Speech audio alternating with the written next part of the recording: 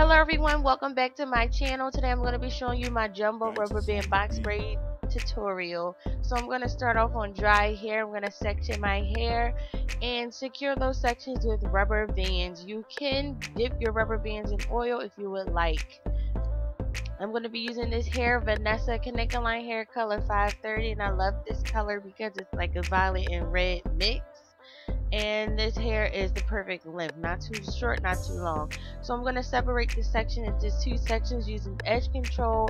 I'm going to feather my hair since this is not pre-feathered hair. This time I'm going to split my hair into two sections and begin to braid down.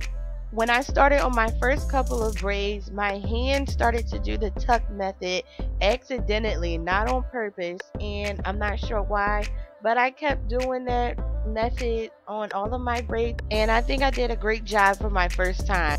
I'm going to leave some hair out at the end and secure that with a rubber band so I can put it on the flexi rod. I'm going to twist my wrist as I put the hair onto the flexi rod so that the curl that comes out is nice and bouncy. So I'm actually adding two braids onto one flexi rod to save the headache of adding multiple flexi rods, and because the braids don't take up that much space in the flexi rod, and these are small.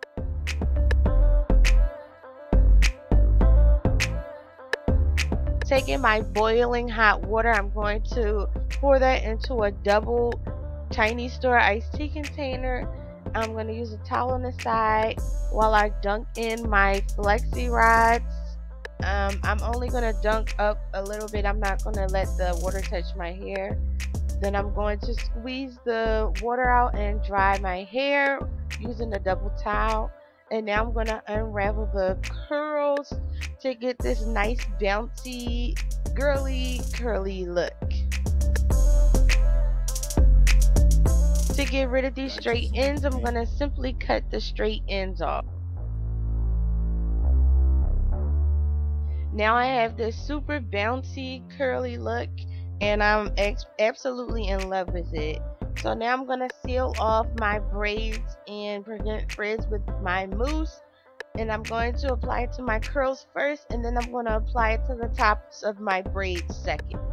This is my first time getting jumbo box braids, and I'm absolutely in love with them. They're lightweight, and I only have 41 of them because the spaces in the back are large. The ends are curly and feminine, and I love them. If you like this video, hit that thumbs up button, subscribe, and I'll see you in the next one.